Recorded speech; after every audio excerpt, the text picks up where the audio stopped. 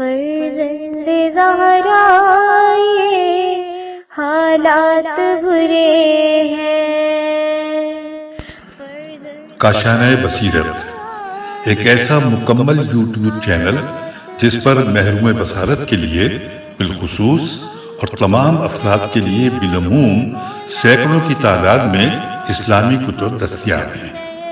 لہذا گزارش ہے کہ آپ اپنی ذمہ داری نبھاتے ہوئے کاشانۂ بصیرت کو سبسکرائب کرنے کے ساتھ ساتھ بیل آئیکن کو پریس کیجیے تاکہ آپ علم کے حصول کے ساتھ ساتھ مذہب اہل بیت کی اشاعت میں بھی اہم کردار ادا کرتے رہیں۔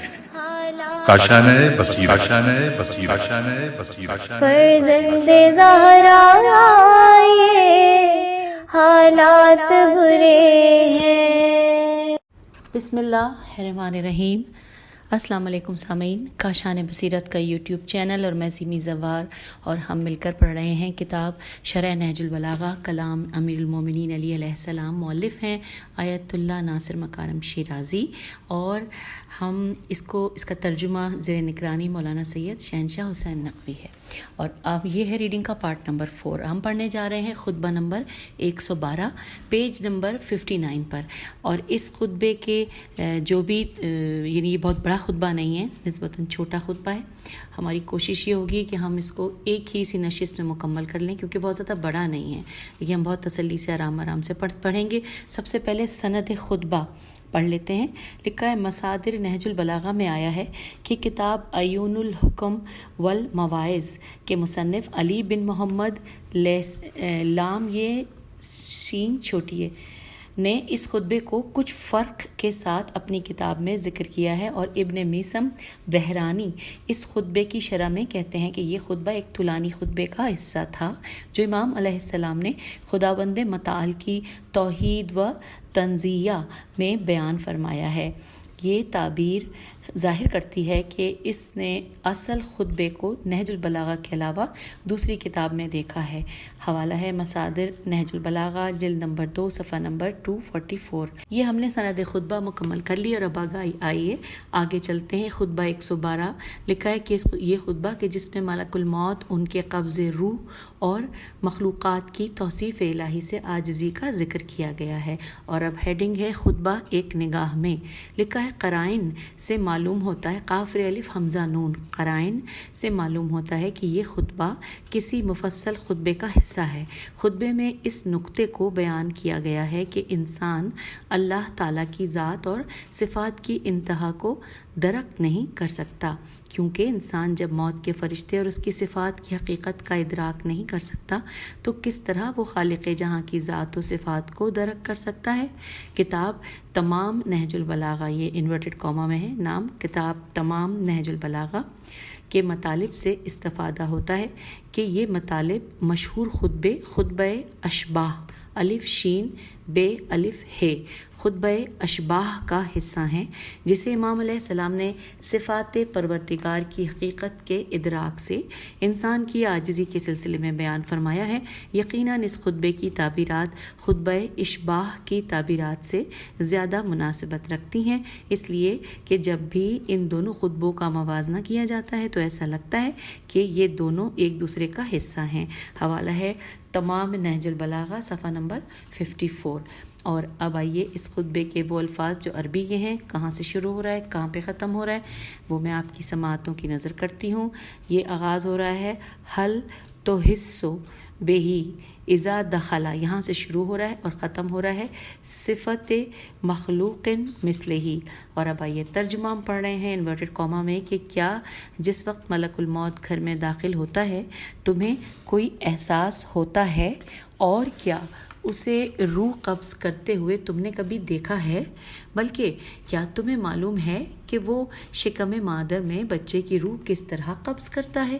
کیا ماں کے اعضاء میں سے کوئی عضو کے ذریعے اس کے شکم میں داخل ہو جاتا ہے، یا بچے کی روح کو باہر سے ہی اپنی جانب بلاتا ہے اور بچہ اذن خداوندی سے اس کے بلاوے پر لبیک کہتا ہے، یا وہ پہلے ہی سے بچے کے ساتھ ماں کے شکم میں موجود ہوتا ہے؟ کیا ایسا ہے؟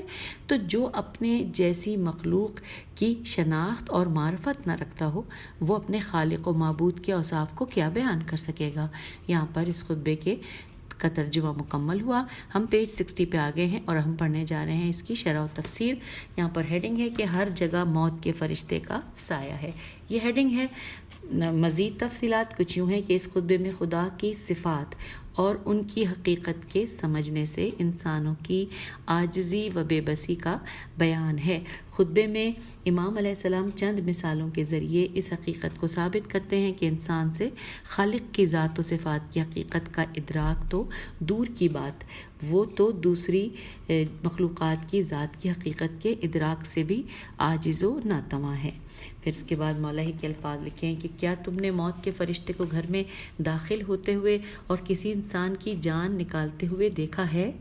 اور اسی سوال کے بعد تفصیلات کچھ یوں ہیں کہ یقیناً انسان کی روح ملک الموت کے ذریعے ہی اس کے بدن سے جدا ہوتی ہے، جیسا کہ قرآن مجید کی متعدد آیات میں بھی اس کی طرف اشارہ ہوا ہے، جبکہ ہم موت کے فرشتے کو کسی کی روح قبض کرنے کی خاطر آتا ہوا دیکھتے ہیں اور نہ اس کے واپس چلے جانے کی ہمیں کوئی اطلاع ہو پاتی ہے اور نہ اس لمحے اسے دیکھ پاتے ہیں جب وہ کسی کی جان لے رہا ہوتا ہے، باوجود اس کے کہ وہ بھی مخلوقات میں سے ایک مخلوق ہے اور اس جیسے اور بھی فرشتے ہیں جنہیں ہم نہیں دیکھ سکتے۔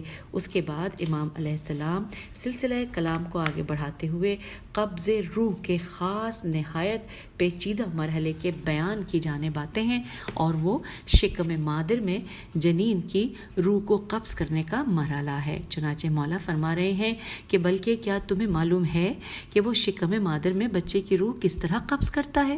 کیا ماں کے اعضاء میں سے کسی عضو کے ذریعے اس کے شکم میں داخل ہو جاتا ہے، یا بچے کی روح کو باہر سے ہی اپنی جانب بلاتا ہے اور بچہ اذن خداوندی سے اس کے بلاوے پر لبیک کہتا ہے، یا وہ پہلے ہی سے بچے کے ساتھ ماں کے شکم میں موجود ہوتا ہے؟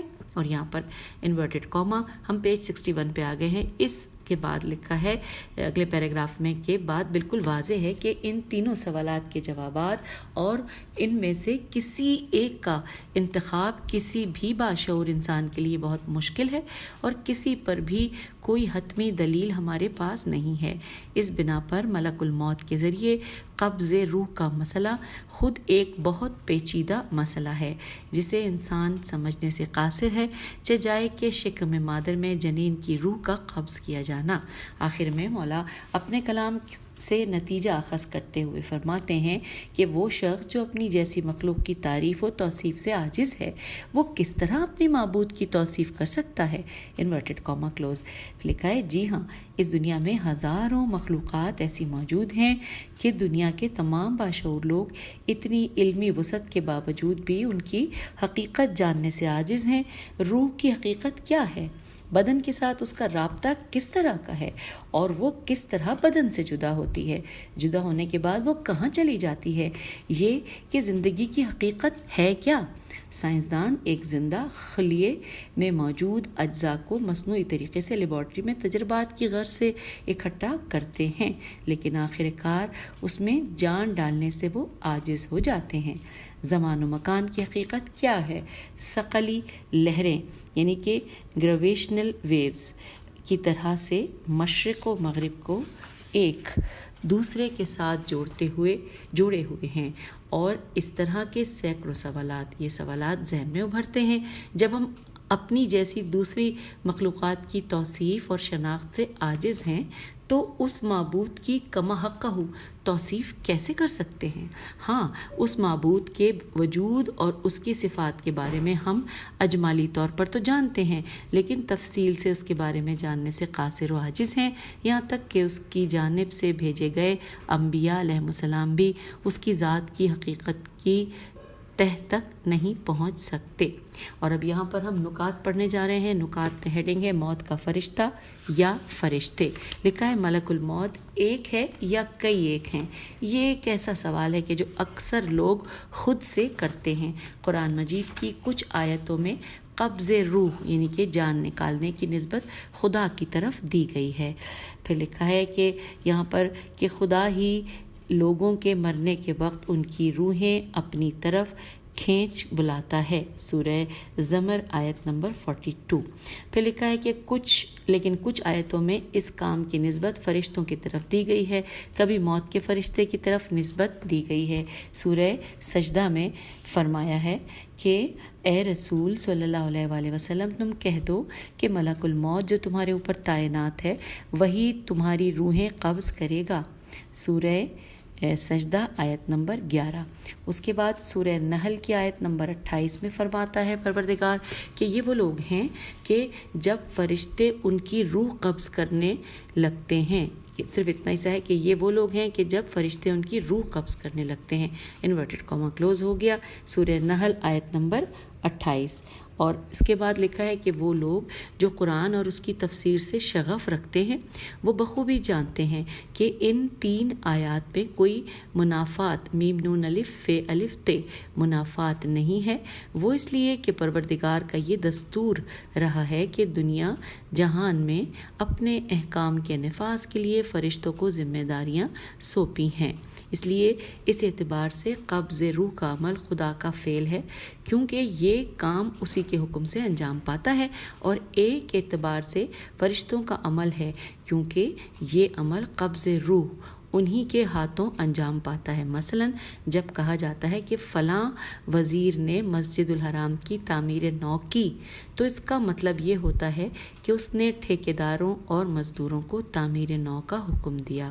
دوسری جانب سے ملک الموت جنس بریکٹ میں لکھا ہے کہ علم منطق کی اصطلاح میں بریکٹ کلوز، تو پھر دوبارہ اس لائن کو پڑھتے ہیں کہ دوسری جانب سے ملک الموت جنس ہے، اور جنس عام مفہوم میں بھی استعمال ہوتا ہے، اس میں افراد مد نظر نہیں ہوتے، اس بنا پر روحوں کو قبض کرنے والے فرشتوں کا ایک گروہ ہے جو خداوند متعال کے حکم سے اس کام کو انجام دیتا ہے، اور ان فرشتوں کے سردار حضرت عزرائیل علیہ السلام ہیں۔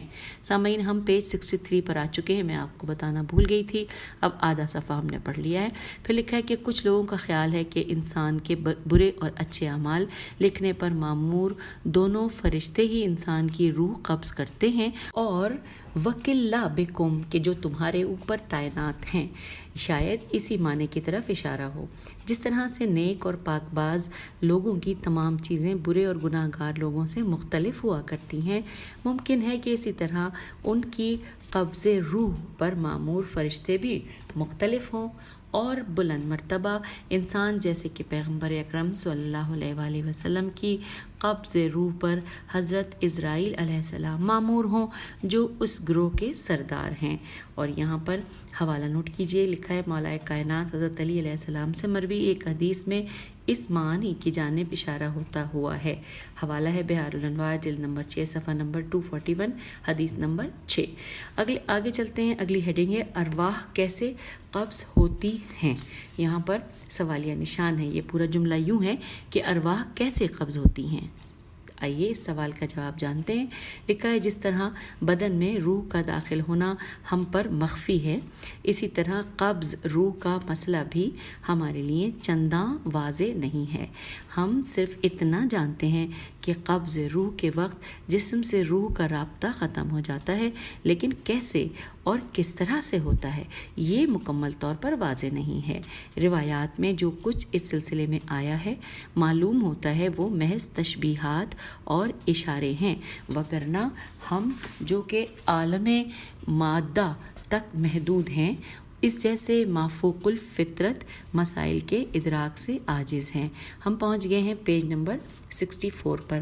اب آگے لکھا ہے کہ کیا موت کا فرشتہ ایک مقررہ جگہ میں رہتا ہے جیسا کہ بعض روایات میں آیا ہے، اور ساری دنیا اس کے لیے ہاتھ کی ہتھیلی کی مانند ہے، اور جس کسی کی جان لینے کا حکم صادر ہوتا ہے اسے لوگوں کے انبوہ میں سے اچک لیتا ہے اور اس کی روح قبض کر لیتا ہے، یا یہ کہ ارواح کو قبض کرنے والے فرشتے دنیا میں ہر جگہ پھیلے ہوئے ہیں اور موقع ملنے پر اپنے شکار کے تعاقب میں چل پڑتے ہیں۔ یہاں پر بھی اس جملے کو ہم سوالیہ انداز میں پڑھتے ہیں کیونکہ اس کے آخر میں سوالیہ نشان ہے۔ وہ یہ پڑھتے ہیں دوبارہ کہ یا یہ کہ ارواح کو قبض کرنے والے فرشتے دنیا میں ہر جگہ پھیلے ہوئے ہیں اور موقع ملنے پر اپنے شکار کے تعاقب میں چل پڑتے ہیں۔ सवालिया निशान। आगे लिखा है मज़कूरा खुतबे में माँ के शिकम में जनीन की हालत में बच्चे की रूह कब्ज़ किए जाने के बारे में 3 एहतमालात ज़िक्र हुए हैं। आइए यहाँ पर 1, 2 और 3 एहतमालात दिए हुए हैं। पहला एहतमाल है कि मौत का फ़रिश्ता शिकम मादर में दाखिल होता है। दूसरा एहतमाल बाहर से जनीन की रूह को अपनी तरफ बुलाता है। तीसरा एहतमाल इब्तिदा से ही जनीन के साथ माँ के शिकम में होता है। ये तीनों एहतमाल हमने पढ़े। फिर लिखा है इमाम अलैहिस्सलाम का किसी एक एहतमाल को दूसरे पर तरजीह न देना इस हकीकत की जानिब इशारा है कि हम जो मादी दुनिया में रहते हैं ऐसे अमूर की बारीकियों को समझने से कासिर हैं। नहजुल बलागा के बाज़ शारहीन ने इन 3 एहतमालात में से दो सिरे एहतमाल को तरजीह दी है। दो सिरे नहीं है, मैंने वो जो क्योंकि 2 अलग लिखा हुआ था और लिखा हुआ ऐसे है कि वो एक वर्ड नहीं लग रहा था, अलग अलग लिखा था। बहरहाल दोबारा इसको पढ़ते हैं कि नहजुल बलागा के बाद शारहीन ने इन 3 एहतमालात में से दूसरे एहतमाल को तरजीह दी है। सामईन अब हम दोबारा देख लेते हैं कि कौन से ये एहतमालात थे। पहला एहतमाल था मौत का फ़रिश्ता शिकम मादर में दाखिल होता है। दूसरा एहतमाल था कि बाहर से जनीन की रूह को अपनी तरफ बुलाता है। और तीसरा एहतमाल था कि इब्तिदा से ही जनीन के साथ माँ के शिकम में होता है। तो अब हम यहाँ पर पहुँचे। लिखा है कि इस हकीकत की जानिब इशारा है कि हम जो मादी दुनिया में रहते हैं ऐसे अमूर की बारीकियों को समझने से कासिर हैं। नहजुल बलागा के बाद शारहीन ने इन 3 एहतमालात में से दूसरे नंबर पे जो एहतमाल है उसको तरजीह दी है। शायद ये इस दलील की बिना पर हो कि हज़रत इमाम जाफ़र सादिक़ अलैहिस्सलाम की एक हदीस में मनक़ूल है कि जब मलकुल मौत से पूछा गया कि तुम एक ही लहज़े में किस तरह से अरवाह को कब्ज़ कर लेते हो, जबकि बाज़ अरवाह मशरिक़ में हैं तो बाज़ मग़रिब में, तो जवाब में वो बोला कि मैं उन्हें पुकारता हूँ तो वो मेरी पुकार पर लब्बैक कहते हुए मेरी जानिब चली आती हैं। उसके बाद मज़ीद कहा कि दुनिया मेरी नज़र में उस प्याले की मानंद है जो तुम्हारे सामने रखा हुआ होता है और इसमें से जहाँ से और जो तुम्हारा जी चाहे तुम उठा लेते हो। हवाला है मन ला यहज़रुल फ़क़ीह जिल्द नंबर 1 सफ़ा नंबर 8 हदीस नंबर 12। तो सामईन यूँ पेज 64 पर खुतबा नंबर 112 मुकम्मल हो गया। जैसा कि मैंने आपको बताया था कि ये छोटा है, यानी कि जो इसके तमाम इसके मामला जितना कुछ भी इसके बारे में लिखा है वो बहुत कम पेजेस पर मुहित है। हम यहाँ पर इस खुतबे को मुकम्मल करके आपसे इजाज़त चाहते हैं, क्योंकि अगर हमने खुतबा नंबर 113 शुरू कर दिया तो वो भी मुकम्मल नहीं हो सकेगा, उसका भी आधा फिर एक अलग पढ़ना पड़ेगा। तो क्यों ना इस खुतबे को अलग ही रखें और अगले खुतबे को एक साथ ही एक ही नशिस्त में मुकम्मल कर लेंगे। और ये भी मैं साथ साथ आपको इसी में, क्योंकि अभी टाइम है, मैं बता देती हूँ कि खुतबा नंबर 113 जो है वो कहाँ से कहाँ तक है। थोड़ा सा टाइम हो तो उससे यकीनन हमें फ़ायदा उठा लेना चाहिए। ये खुतबा मुकम्मल हो रहा है, ये भी ज़्यादा बड़ा नहीं है, अगला खुतबा भी जो कि सफ़ा नंबर 65 से शुरू हो रहा है और 76 पर मुकम्मल हो जाएगा। तो बहुत ही थोड़ा सा है ये भी, लेकिन एक नशिस्त में मुकम्मल हो जाएगा। और इस खुतबे के 1 से ज़्यादा हिस्से हैं जी, मेरे ख़्याल है ये 2 हिस्सों पर मुश्तमिल है, और नहीं 3 हिस्सों पर मुश्तमिल है। खुतबा नंबर 113 जो हम अगली नशिस्त में पढ़ेंगे। तो अब मैं आपसे इजाज़त चाहती हूँ इस मकाम पर। इंशाअल्लाह अपना बहुत ख्याल रखिएगा, अगली नशिस्त में मिलते हैं। खुदा हाफिज़, फ़ी अमान अल्लाह।